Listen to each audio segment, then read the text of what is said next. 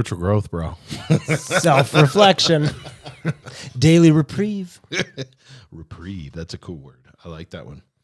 I kind of want to get into a little bit of starting off when we fall short.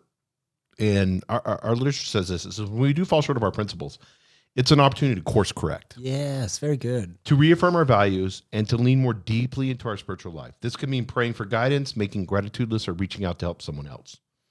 The goal is not to dwell in guilt, but to take responsibility. So let's stop right there. So course correct. What does that look like for you in the beginning of your addiction? How did you course correct? Well, in the beginning, you know, the entire process of entering recovery is a course correct. My course was shit, you know, like I had crashed the boat and it sunk and I needed a whole new You see those shit. drunk idiots with the boats on Instagram? They always have those or running into people and everything smash into each other. So the course correct is, okay, well, I'm interested in finding a new way to navigate life. And through this process, you have removed the substance from my existence. So I'm no longer pouring liquor down my throat. That's gone. But now I still have to navigate the world. Like now I still need to live life on life's terms. So Egypt was removed. Yes. My slavery was removed. That's and removed. I don't know what the fuck to do. But now I'm in the desert. Now I'm in the desert. Right. So now I need some direction.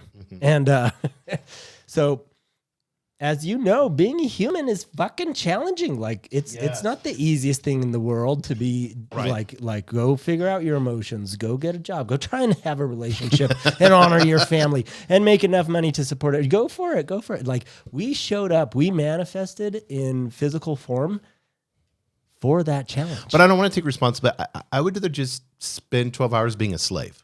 Well, that's mediocre. And then I'll have the taskmaster beat me up. Yes, the addiction yes. just beat me all day long. Most people live that way. And I don't take responsibility being a slave. Correct. Yeah, you can be the victim, but you also have to be mediocre. Like, I'm not interested in a mediocre life anymore. Like, we just talked about being a fucking Lamborghini. Yes. Like, I'm interested in being a high-performing individual who's committed to the best. And I know that works well for me because the opposite is I wrecked the fucking ship and I'm drowning.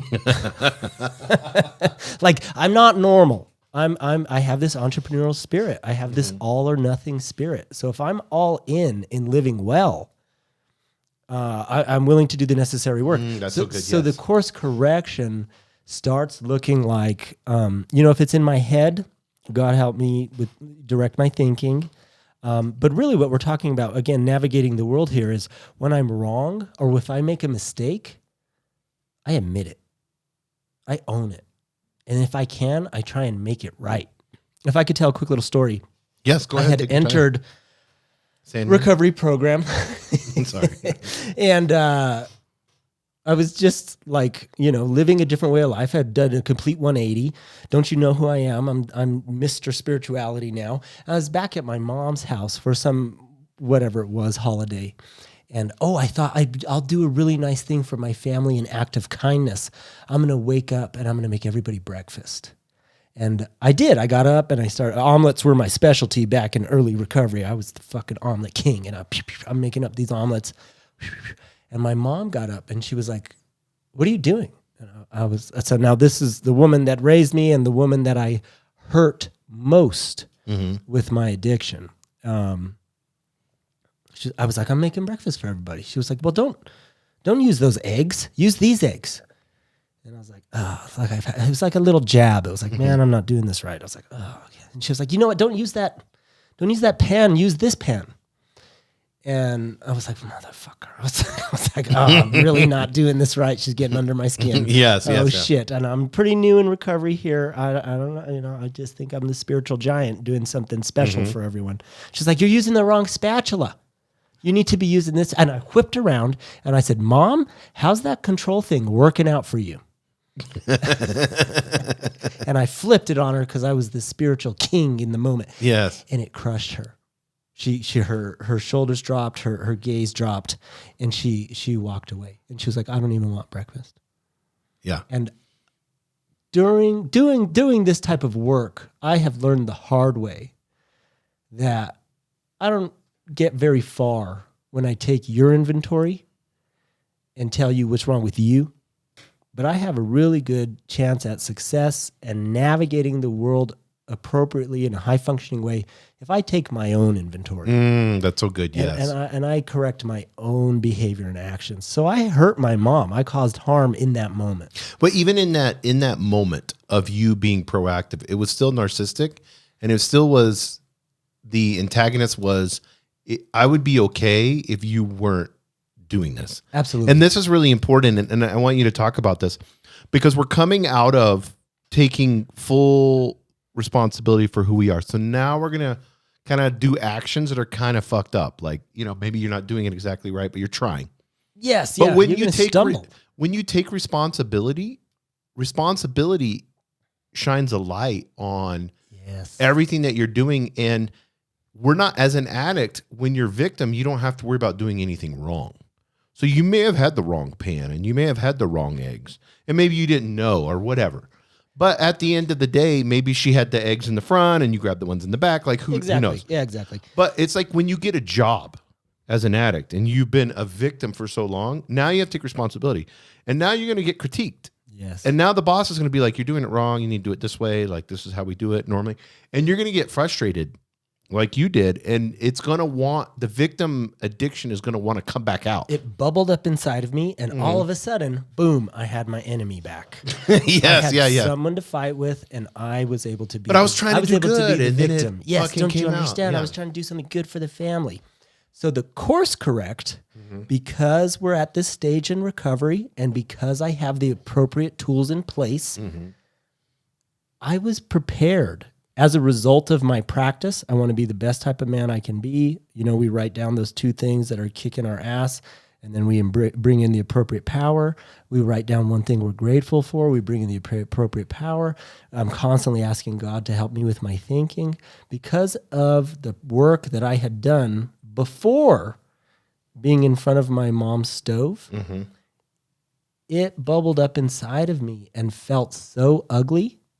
It didn't take me more than 3 minutes to go over to her and say, Mom, I was wrong. I shouldn't have said that.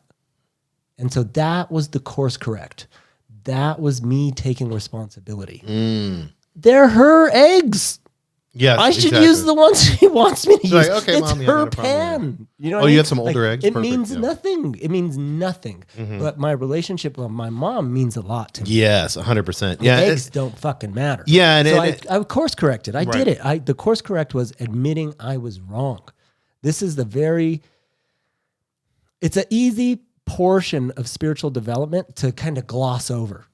It's like, oh, I'm growing spiritually. I just do, I'm good now. I'm good now. Other people are still fucked up and I'm living my life. And it's like, no. I still make mistakes. I still have to take responsibility for those mistakes. She was so blown away that I apologized and owned my mistake.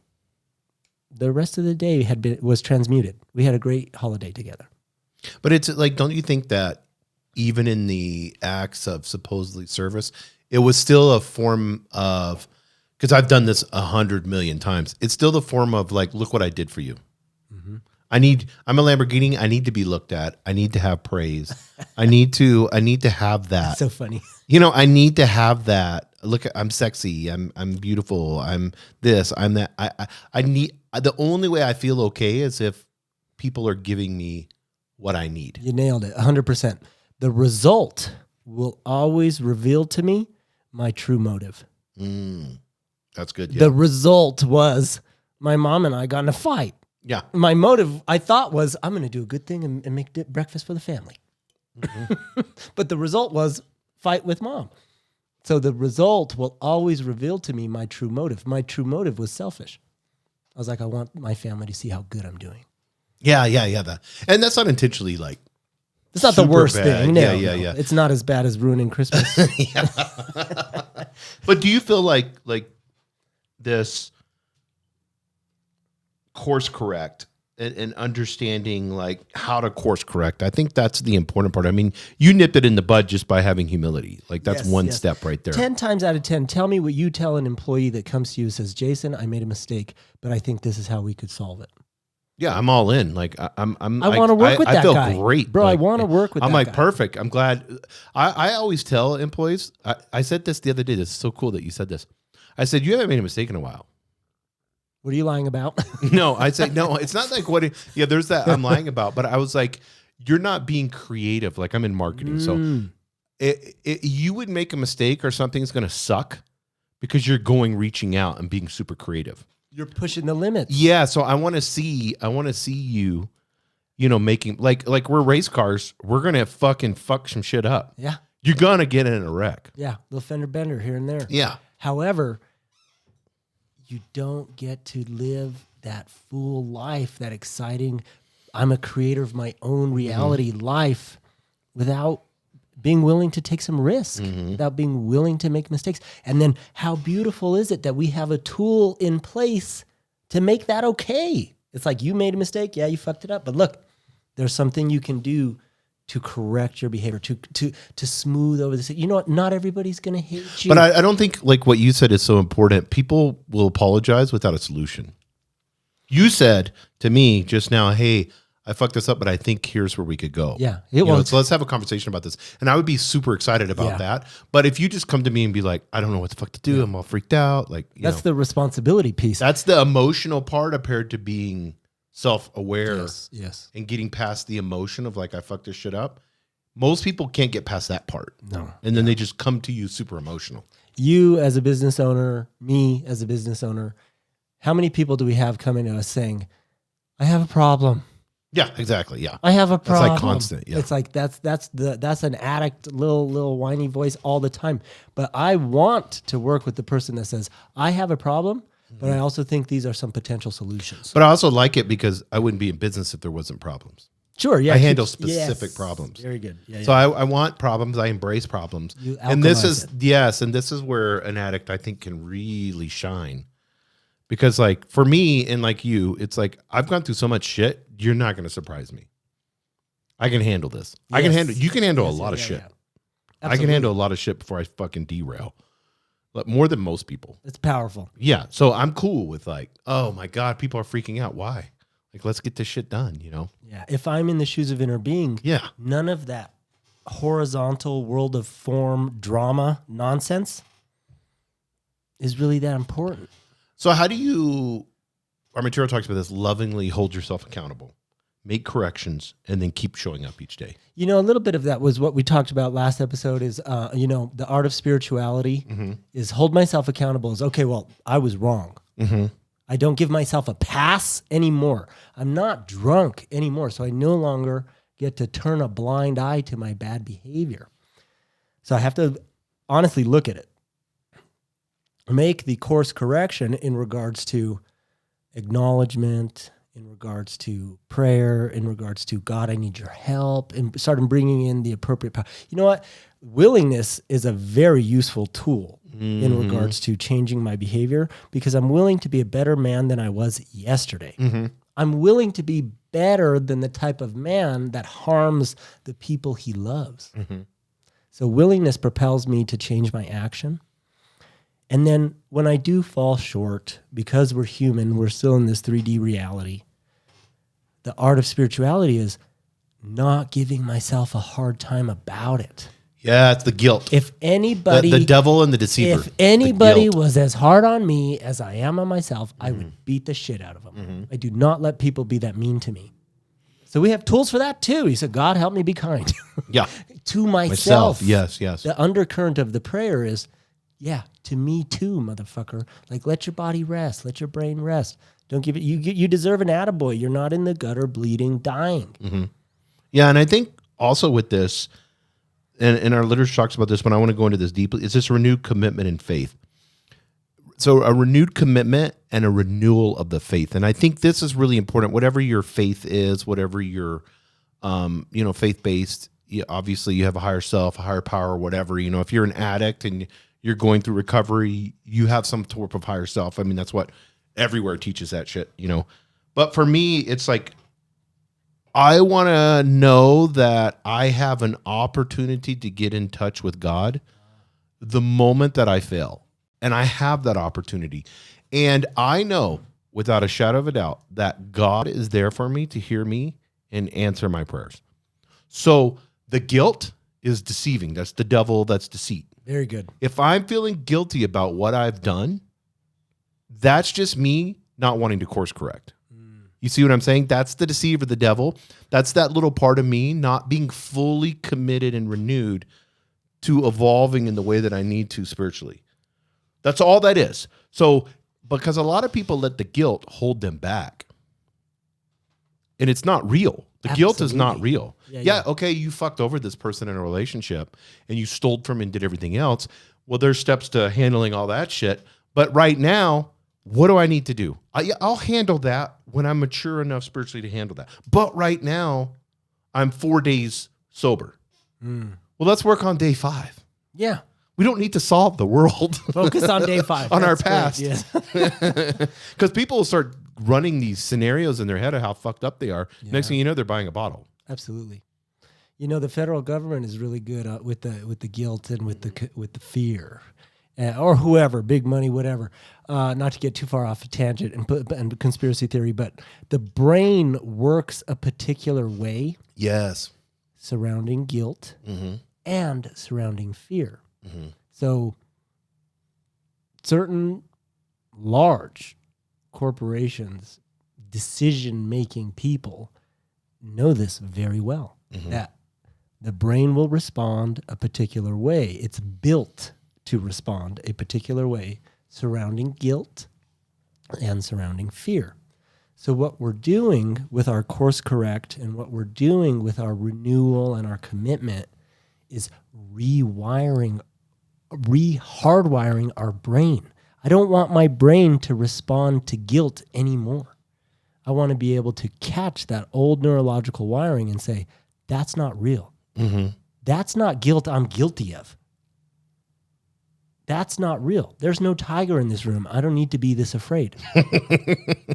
So we're rebuilding the structure surrounding fear and guilt, but that takes time and that takes these spiritual practices. But I think it's, I mean, I don't mean to cut you off, but this is really important. I think the lifeline that's thrown to you, you have to understand that that's what's real.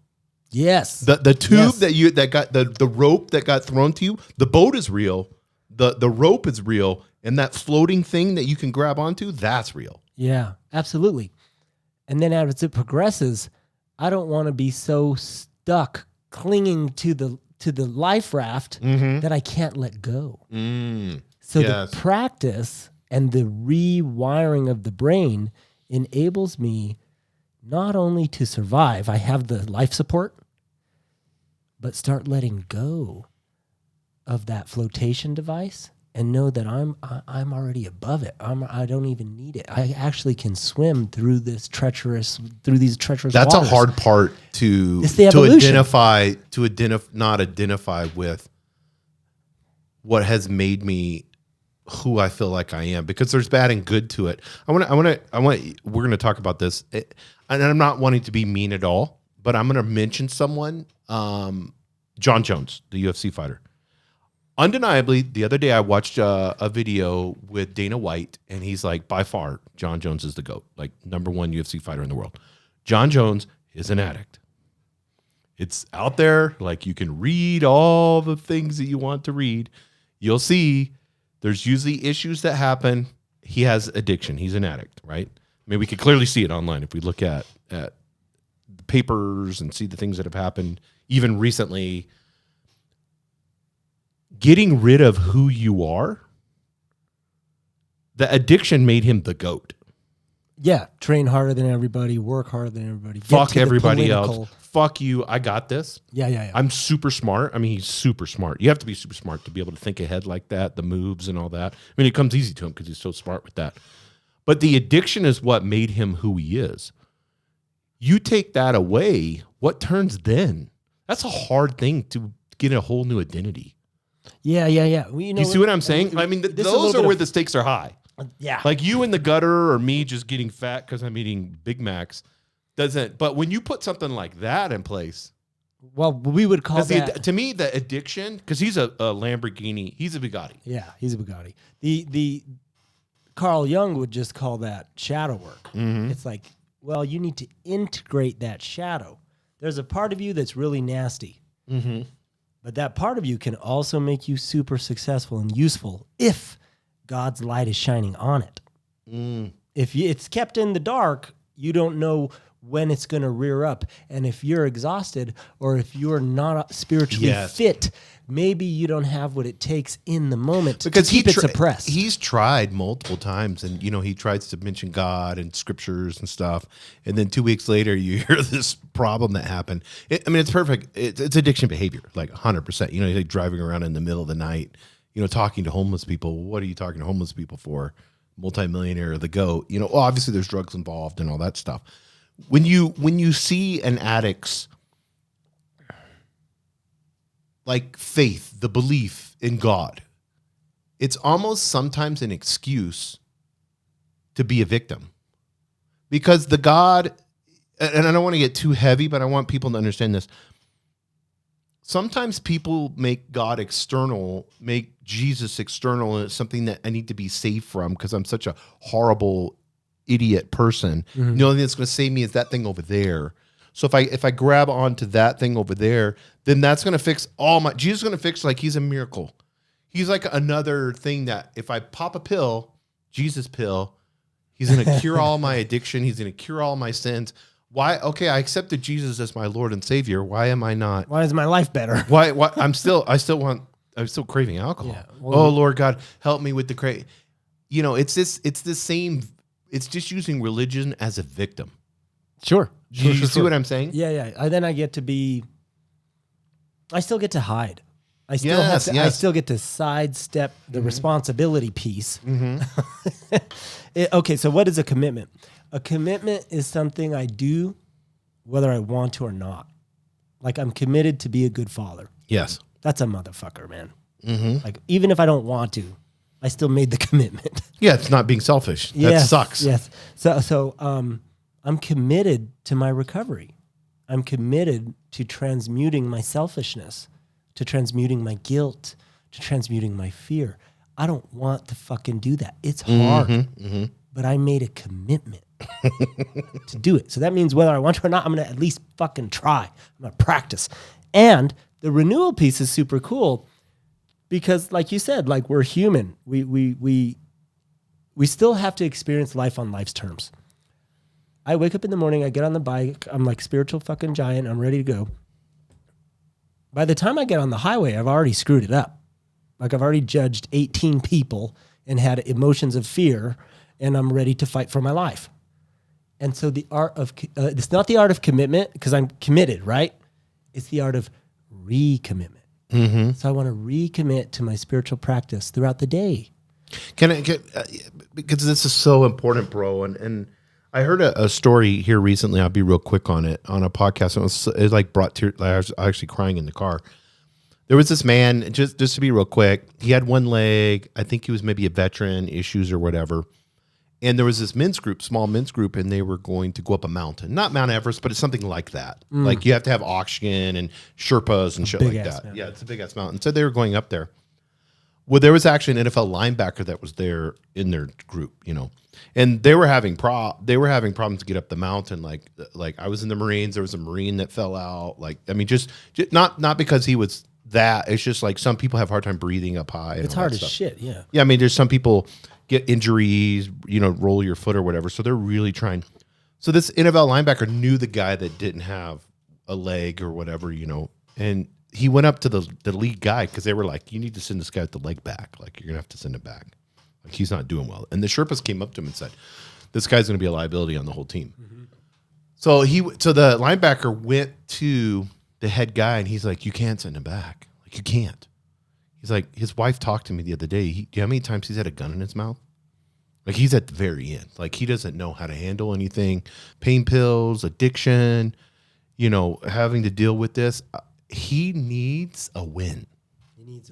He needs a win. And that linebacker took him and basically, even though he was struggling, and this other guy, even though they were struggling, got him up to the mountain, and he got a win, and he's like kicking ass and doing amazing. But you need a fucking, we have the book right here. Yes. You want to change? Go roll a fucking ball up a hill. Go dig a ditch. Go do something super fucking hard. We like that. We're built for that. We're Lamborghinis. We're built to race. Yes. Yes. Oh, I love it. I need cars all around me, bashing into me, trying to beat me. That's what motivates me. I need that. Like you're selling yourself so short as an addict. You have so much potential in you. You're not a fucking old, broken down nothing. No. You're a fucking Lamborghini. You're just not doing things that are hard enough.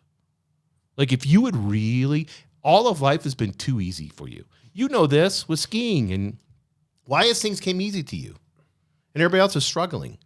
Absolutely. Yeah. Cause I could take myself places they couldn't. Yeah. So Jon Jones, same way. It's like, there's like, sometimes for some fights, he didn't even train.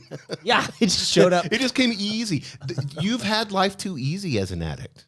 You haven't done anything super fucking hard. Well, and the real issue with the addict is my ego wants it easy.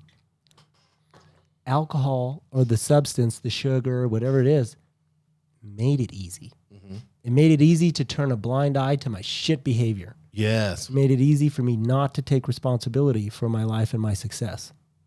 But you know and realize right now in your spiritual practice that even though it sucks sometimes, being a selfless father is the hard thing to do.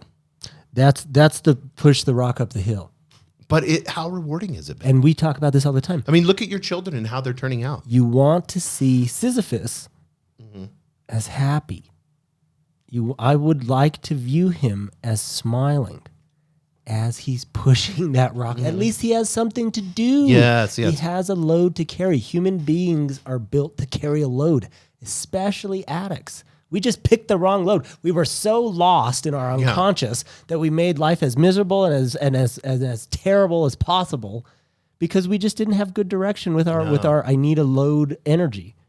The appropriate load is now transmute it. Okay, I'm not going to dig myself into a hole. How tall of a mountain can I climb? Mm-hmm. It's like that's a spiral that goes upwards. It doesn't have to end. I can continue to develop. I continue to be of service. Yes. I continue to find deeper meaning of existence rather than the guns in my mouth. This is too much. We are creatures of extremes. It's like, pick your heart. It's hard to be the type of person experiencing suicidal ideology and ready to end it because your life is so miserable. But it's also hard to shoulder your responsibilities and be of maximum service to yourself, your family, and your community. Both those things are hard. Pick your fucking heart. But it's so funny because they're, like you said, like being in a bloody ditch, dying, it's hard. It's hard to live that way. So it's so funny how I just went down a different hard. Yeah. That's what you're saying. It was misdirected. It was the wrong It was hard. a misdirected hard, but I still need hard things in my life. Yeah. I just need to alchemize it into like a positive hard and going in a good direction. Yes. And then tell me, how rewarding is it when you start taking those type of actions? Mm-hmm. How good of a man do you feel like? 100%, yes. When you start behaving in accordance with your inner dictates. It's like I'm lining up with the God consciousness inside of me. Man, that feels really good. Yes. Did you know helping that person made me feel good? Mm-hmm. What the fuck is that about? That don't make no sense. I didn't get anything from it. And it's like, well, you actually got more than you were asking for it. You got a good life. Yes. I started falling in love with the man I am instead of ashamed or guilty. We have to take these actions in order to rewire our neurological pathways. And then it expands from there. It starts with just fucking showing up to the thing you said you were going to show up to. Show up to the meeting because you said you were going to do it. Be the type of man that has integrity and his feet match his words. And it's hard. Go. It's hard. You're designed for that. Pick your heart. Go. And then it evolves. It's like, now you got to show up for work. Now you got to actually take responsibility for your performance at work. Now you have to take responsibility for your relationships. And then it evolves. And it's like, now I need to take responsibility for my thoughts. Do you think, so this is because you're hitting me, you're nailing me, like me personally. Do you feel like this is how we sell ourselves short? It's like I'd heard a guy the other day say, he would say, I'm not tired. And then he could work an extra 2 hours. He's like, I was just being lazy. Very He's good. like, I knew it. Yes. I was like, oh, I'm tired. I should probably quit. I quit. And he's like, fuck it. I'm not tired. And he's like, oh shit, I'm not tired. Oh fuck. Okay. I'm ready to go. You know, it's like, it's almost like Satan or whoever you want to call it, evil. Evil. You remember because we're using Cars analogy, or I am today. Remember in the movie Cars, and you got the big truck or whatever, and then the guy comes with the Kenny G with the loudspeakers, and he gets behind the truck and he makes the truck fall asleep because he puts like that Kenny G music on it, and then the truck's like falling asleep. It's almost like Satan or the devil is doing that to us. If he can put us asleep, for us not to go through life without seeing our potential. But there's so much hard that I like it when I do something hard and I do it well. Mm-hmm. That's where I feel the most. I don't like feeling comfortable. Mm-hmm. You know what I mean? Like I get antsy if I'm too comfortable. You know what I mean? Like I we'll go to the beach or we go on vacation. It's like I need to do shit. Like I got to walk around the beach. Now in some parts I need to relax and read a book but I'm jumping back up after 20 minutes. Totally. Yeah. Yeah. We're not sit still people at No, all. yes, not at all. Yeah. I hear you 100%. Man, it's really about finding the appropriate load for you. It's like, I just picked the wrong challenge. But you did you alchemized the hard by going to the gym and becoming a bodybuilder. That's extreme. Yeah. But that's good. That was healthy. Yes. It worked for you. It did great. And then you're easily 6 days a week and go to the gym and work out. Like you're at the gym hours, 6 days a week. Like you've picked, I'm going to be a father. I'm going to be a loving husband. I'm going to own businesses and I'm going to have multiple LLCs. And like you're picking your hard. You're still doing super hard shit. Like you're extremely tired at night every night. Absolutely. Like you work your ass off. You get up at 3 a.m. I don't do that. You do that. I mean, like you're working your ass off. You're doing hard things. You're just doing hard, positive things. You're still getting in the ditch and getting bleedy. Just in a positive way. But it's still, both of them are super hard. Yeah. Whether you're jumping off the top of the Taos ski lodge with I think you told me that, right? I don't with really know snowboard. If that's what happened, but that's probably what happened. I was blackout drunk. Yeah, but it's like, I'm going to go blackout drunk and do something really hard. And probably ace it, because obviously you're still alive when you did it. Yeah. That existence is tragic and it's hard. And then shouldering the responsibility is also hard, but it's a better strategy. I just like the man I am much more. But it's so funny, like in your addiction, you're still doing hard shit. It's transmuted. You're not living a life of comfort. Bro, it's dragging that shadow into the light. It's like, I can make that part of me useful. That's the same part of me that cool. gets up at 3 a.m. I just sent you a fucking video on Instagram, bro. And, yes, and it lit me on heart fire. The one where they're doing the pull-ups. You're getting complacent, big dog. Yeah. You're getting complacent. You need to light a fire under your ass, big dog. Like that resonates with me really well. I want to be creating. I tell my clients all the time in the fucking gym, why would you do that? Mm-hmm. Why would you get up at 5 a.m? Why would you come train your legs on a Monday? Mm-hmm. Why would you try to be the most successful, the most powerful, the highest earning, the best individual you can be for yourself, for your family, and your community? Why would you do that? And then we always respond with, that answer is fucking simple. That's because that's when I feel most alive. Yes. I feel most alive when I'm creating. Mm-hmm. We manifested here in human form to create. For a long time in my addiction, I was just creating shit. And it was embarrassing. But you were creating a whole bunch of shit. It was like humiliating. you're like on fire creating shit. Yeah. But now you're on fire. You're catching fire, bro. Your life is burnt to the ground. And now we can transmute that. And I'm creating service to others. I'm creating a pathway. But that's the free will. Health and wellness. Yes. I'm creating safe environments. Yes. For others. I'm creating maybe with this type of behavior, it's the best thing for the best part of you. Yes. Maybe I'm trying to bring out the best in others. Mm-hmm. That's powerful creator. And it feels much better than being that piece of shit on fire, crash and burn. Mm-hmm. I love that, bro. That's so good.